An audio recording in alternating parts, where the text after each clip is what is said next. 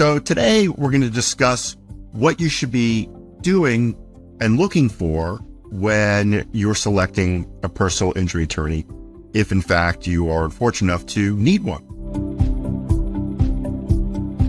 This is not something that I wouldn't just look at a TV ad and just go to that lawyer and sign up with a lawyer, especially if you have a very, very serious case where you had very significant injuries. I think you need to do a number of things to determine whether the attorneys that you are meeting are the right attorneys for you. So the first thing that I would do, and I presume most everyone these days would do when an attorney is recommended, is you Google the firm, or if it's an individual attorney, that attorney. And when you Google them, you're obviously going to get information about that attorney. What would I be looking for? Well, one of the things I'd be trying to find out is, what do client reviews say? And what do peer reviews say about this firm or about this attorney?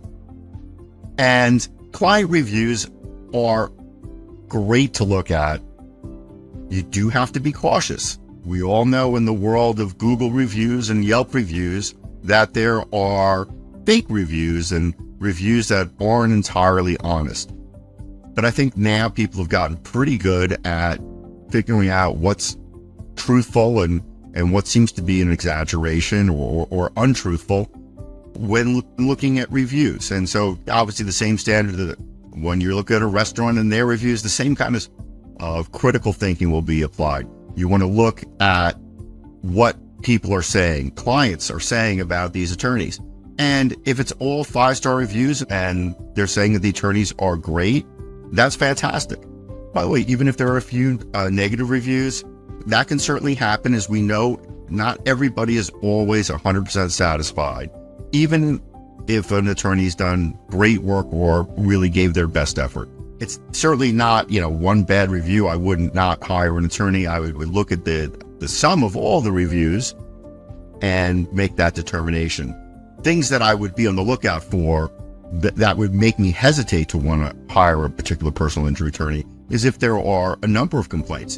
And especially if those complaints are consistent about the type of complaint it is. Say it's a complaint about attorneys not getting back to them. So, if there are 10 people out of 50 that written reviews that say the attorney doesn't get back to them, well, then you have to start to think, well, maybe this attorney is not going to be as responsive as I'm going to want him to be. If the attorney is unprepared and there are a number of reviews that are saying that he is unprepared, that would certainly be another red flag for me. I don't think I would want to go to any attorney where there are a number of reviews that said he's unprepared. Preparation is probably the most important thing that an attorney can do for a client. So that's really, really high up on the list. Now, I mentioned peer reviews as well. And so that's if another attorney is reviewing an attorney. And certainly we give a lot of weight to those types of reviews, because if it's somebody that's in the business and somebody who knows what a good attorney is, a good personal injury attorney is, and a not so good personal injury attorney is, that type of person, you might want to take that person's advice and give it even more credence potentially than a client. So peer reviews is another area that we look at to determine whether an attorney, a personal injury attorney, is right for you. Other things that we would be looking at when we do our internet search is we want to see if they are recognized by any publications that recognize excellence in the law. And a few of those publications you probably have heard of. One is called Super Lawyers. It's a trademark name. It's a company that looks at a variety of criteria and then will make the determination as to whether an attorney can receive a super lawyer status. And so that's one area that you might want to look at and see. There's another very well-respected publication called Best Lawyers. They worked with U.S. News and World Report for years. I don't know if they still are, but they still are called Best Lawyers, and that's another trademark name. And once again, they do a selection process, and so it's not everybody in the world can get that title as being considered a best lawyer. There are so many other companies that do this, and I'll be frank with you, a lot of them do this just to make money. So I get calls every single day with all sorts of different types of common ones.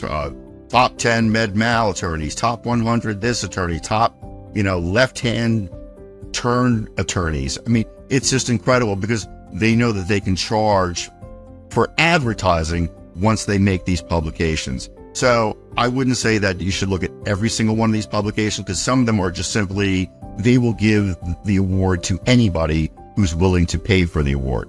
The two that stick out in my mind as being reputable are Super Lawyers and Best Lawyers.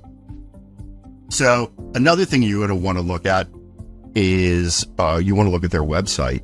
And these days, if you don't have a website, I would be concerned, because these days a firm that is running a personal injury practice, in general, if they're successful, they're likely going to have a webpage. So then you can search the webpage to see a number of different things. Number one, you could see whether they have had success in court. And certainly if attorneys have done well in court, they will normally put that on their website. And so verdicts and successful verdicts, if there are a number of those on someone's website, that certainly is a factor that I would take into account. It's not a guarantee that you're going to get the same result. Every case is different, but that's certainly something that I would be looking for. Also, settlements. You want to make sure that the firm has had a number of, especially if your case is significant, has had a number of significant settlements. You also may be able to determine from the website whether they've handled a case such as yours and whether they've been successful at it. So that's another area that you can look by looking at the website. Another thing you can do on the website is you can see whether the person has any lectures or videos. I'm doing this blog right now. So if someone Googled my name, they likely would see this video and they'd see me, and they could size me up and make a determination as to whether I would be a good fit for them as a personal injury attorney. So those are some of the areas that I would do research on at home before I would even meet with an attorney.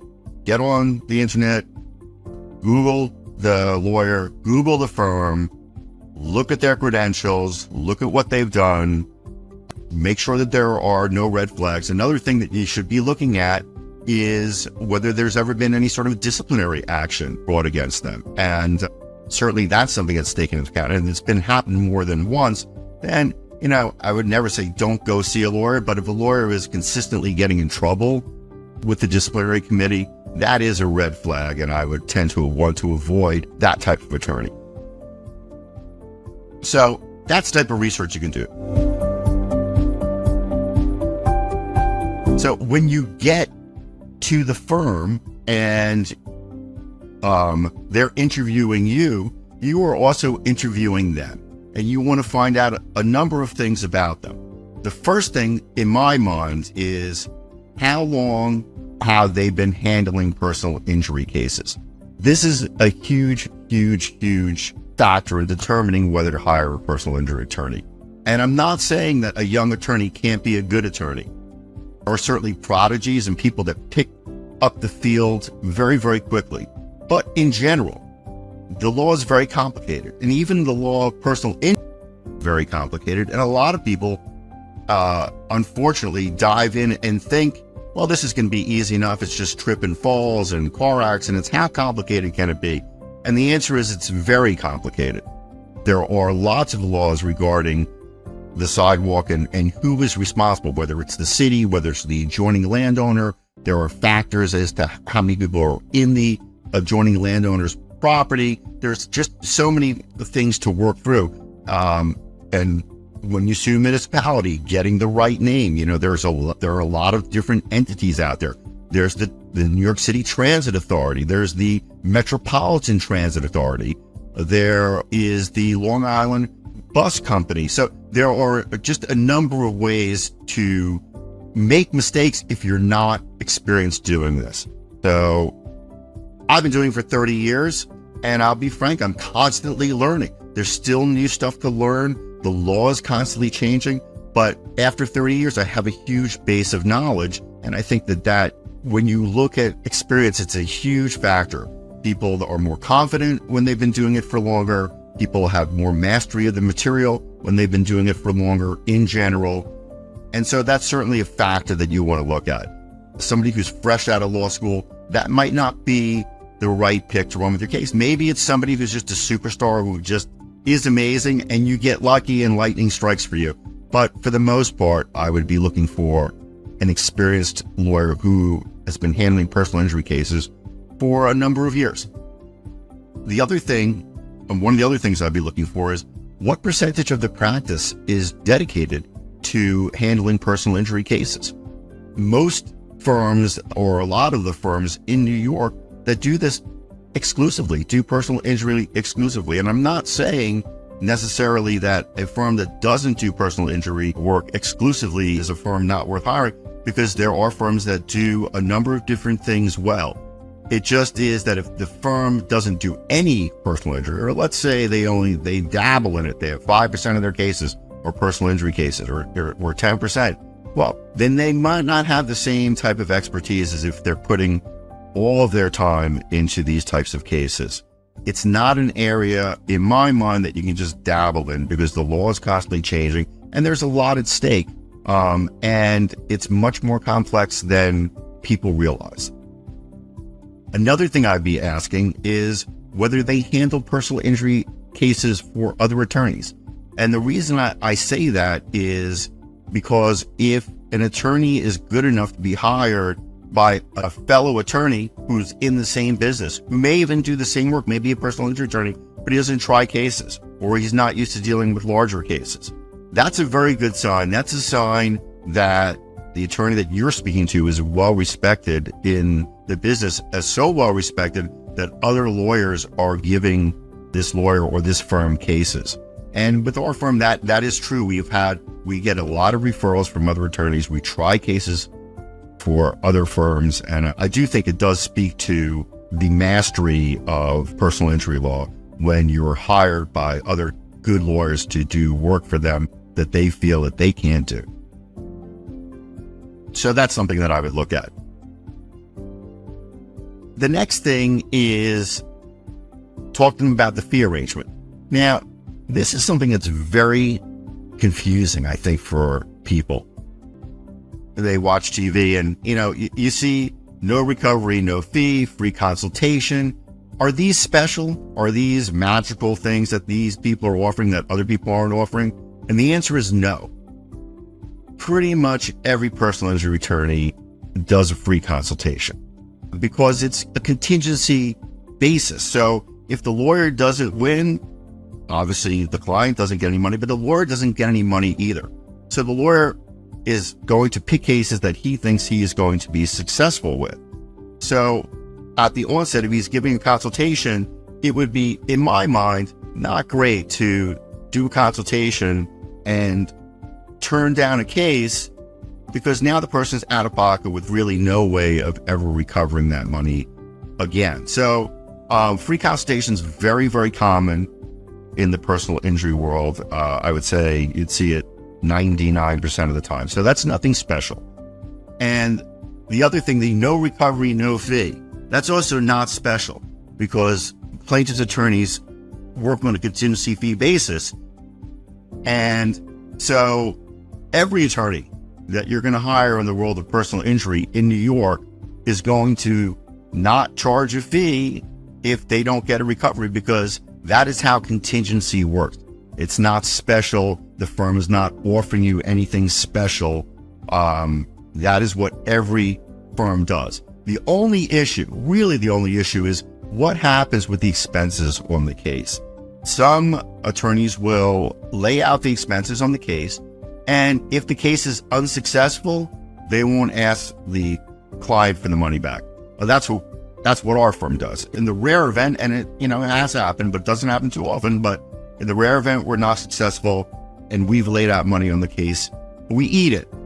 And that's just how it is. And I think most attorneys do that, but that's certainly something worth asking. But as far as the fee, most of them are going to have the standard 1/3 retainer, and expenses will either be paid for by the attorney, where they will then pay themselves back and then take their fee, or if the client wants to pay for it, the client can pay for it out of pocket, and obviously then that money doesn't come out at the end to the attorney that would already been paid for by the client. Typically, it's the lawyers that pay the expenses. Most clients don't have the financial wherewithal to fund these cases. They can get quite expensive to litigate. So,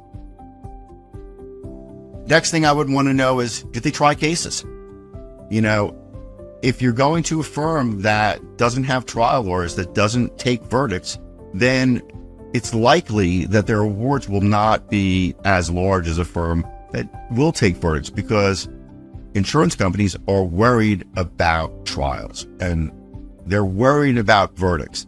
And if they know that you're just going to settle every single case and never take a verdict, then they know that they can probably get away with paying you less than they really should. So that's another important question. Do they try cases? Does the attorney or does the firm have a trial lawyer or trial lawyers that try cases? Our firm, we have 3 trial lawyers. We all try cases. Obviously, you know, ultimately, you may not want to have a verdict in a case. Sometimes it's much better to have a settlement, but sometimes that cannot be worked out, and you have to go and take a verdict, and you need to be confident that your attorney can do that. It also does increase the value of the cases.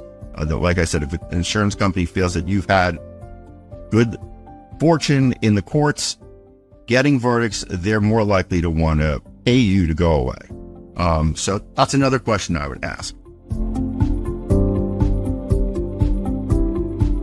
So what would I be on the lookout for as far as red flags? Things that I would be concerned about if I found out these things about a particular firm or a particular lawyer, okay? First of all, any lawyer that shows up unsolicited, that was not contacted by your friends, your family, or yourself, and just shows up, let's say, at a hospital or at your house, that's, to me, an attorney that you don't want to hire.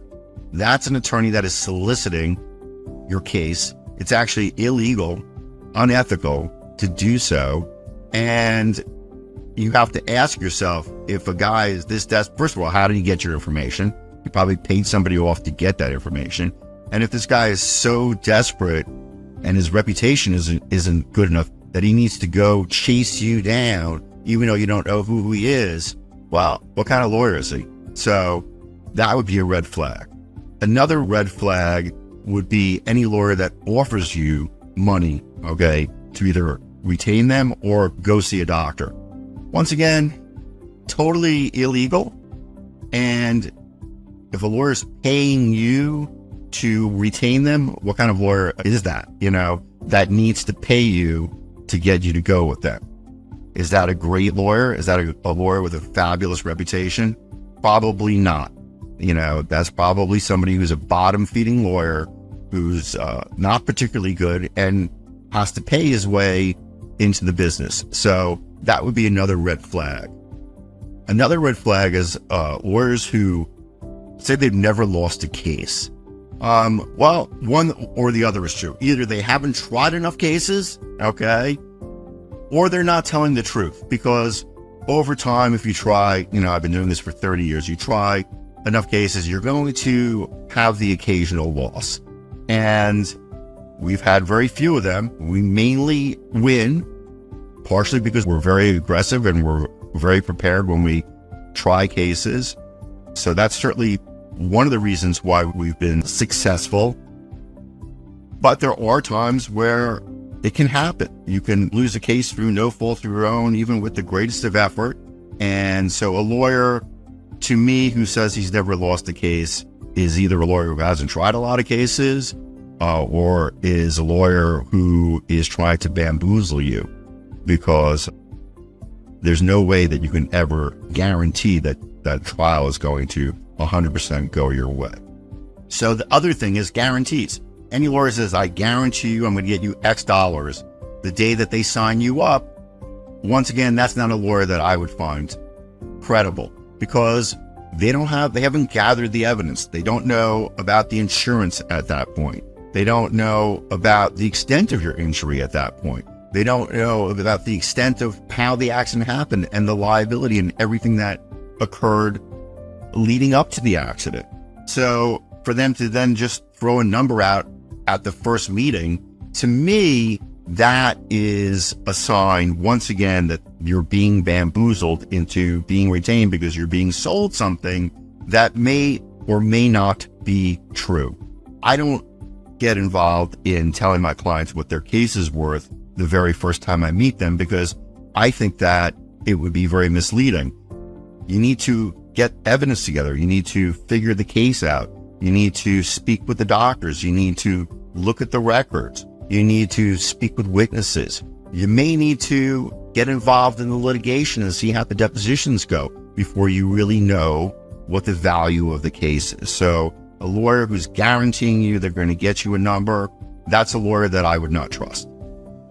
And then lastly, I would say that, and once again, if these rules are not hard and fast, and there's always the exception, but the lawyer who is the jack of all trades and does a little bit of everything, these days, I think is a lawyer that I would be hesitant to use, because these days there's just a lot of specialization. The law is very, very complicated in a lot of different fields. So matrimonial law, let's say, it's a very complicated area of law. So there are lawyers that just solely do matrimonial work. And then, there are lawyers that solely do personal injury work. There are lawyers that solely do trusts and estates. And that's become the trend. There used to be much more general practitioners when the law was a little bit easier to sort through. It's become so complex that really it's become an area, and you can't use the word specialization. You can't use that word in New York. You can't, because there's no specialization. You just say concentration. But these days, people tend in New York to concentrate into one area of the law. So if a guy does bankruptcy, criminal, real estate, the X and X and X and X, and by the way, I do personal injury, that may not be the guy to go to if you have a significant personal injury case. You may want to go to somebody who really is eating, breathing, and living these cases every single day. So that's basically what I would be looking for when I'm trying to select a lawyer. I would spend some time on the internet. I would do as much research as I could. I would ask questions at the first consultation and get answers so that you feel confident with their expertise. And I would look for any red flags. And if the lawyer passes all of those checks, that may be a lawyer that you want to hire to prosecute the case. Thank you.